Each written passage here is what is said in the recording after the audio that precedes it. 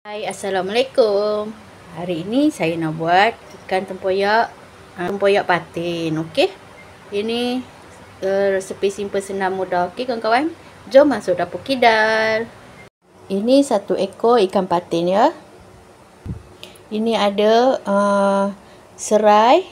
Serai ni diketuk ya, ada satu batang diketuk. Ini ada 5 biji cili hidup merah ya. Ini kita akan blender. Dan cili padi ada 35 biji ya. Macam ni. 35 biji cili padi. Kita akan blender juga. Ini tempoyak ya. 3 sudu besar tempoyak. Ini tempoyak baru. Nanti kita akan bubur dengan asam keping. Okey, ini ada timun ya. 3 biji timun.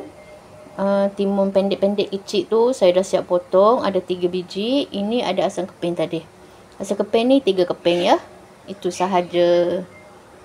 Ini saya dah masukkan cili merah dan cili hijau ya. Kita akan blender.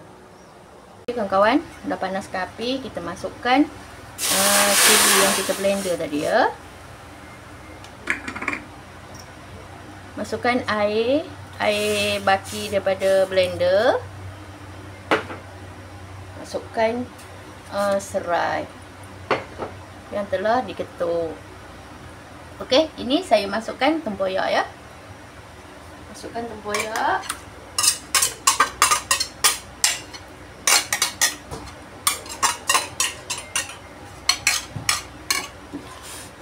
Kita akan kacau ya. Kacau-kacau bagi tempoyak ni sebatik dengan cili yang kita blender tadi. Ini saya masukkan asam keping. Asam keping ya. Asam keping ni kena masuk awal sebabnya tempoyak ni tempoyak manis, tempoyak baru ya. Jadi saya masuk awal asam keping ya, bagi ada rasa masam, manis, pedas. Okey. Baru balance untuk masak tempoyak ikan patin ni. Okey kawan-kawan, ni dah mula mendidih ya.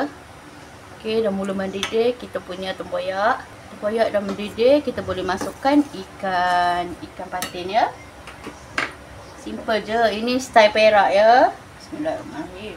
Ikan patin 1 ekor.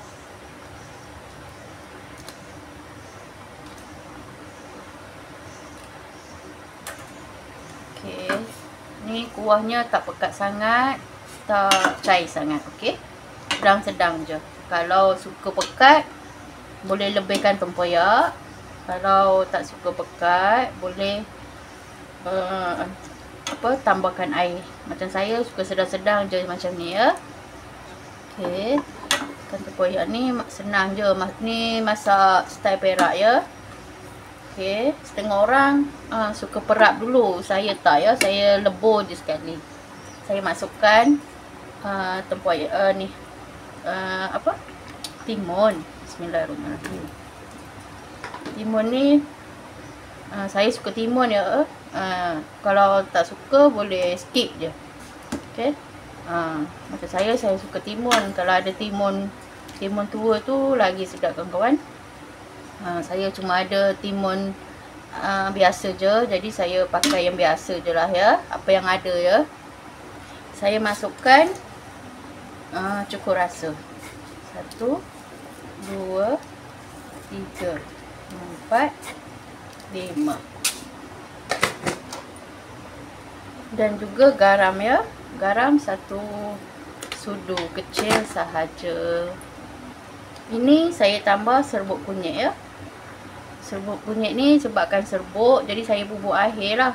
Kalau ada serbuk kunyit yang ibu kunyit pula, kunyit hidup, boleh blender masa kita blender cili tadi ya. Okey. Ini sebab saya pakai serbuk, jadi saya bubur akhir je. Untuk bagi kuning je lah ya kawan-kawan. Okey, ni bagi mendidih dulu. Baru kita akan rasa nanti ya. Ini saya bubur gula. Nak balance kan rasa pedas. Saya bubur gula 2 sudu ya. Sebabnya cili padi hijau tadi banyak kawan-kawan. Saya kurang pedas, jadi saya akan lebihkan gula sedikit lah. bagi balance rasa manis, pedas, masam. Okey. Baru kita rasa nanti. Ini saya rasa sikit ya. Alhamdulillah. Ini dah cukup ya rasanya. Manis, pedas, masam semua ada. Oh, pedas juga kawan-kawan. Okey kawan-kawan. Ini resipi simple senang. Ini ikan tempoyak patih masak style Perak ya. Ini dah mendidih, dah cukup rasa. Manis, pedas, masam semua dah cukup lengkap. Okey kawan-kawan, kita boleh tutup api dan bolehlah dihidangkan. Alhamdulillah kawan-kawan. Okey, simple senang mudah ya. Ikan patin. Panas lagi kawan-kawan. Jadi saya pakai pemegang ni lah kain. Ni ikan tempoyak masak patin ya, style Perak. Okey, ni simple senang mudah je. Okey, kita jumpa lagi di next video. Bye. Assalamualaikum.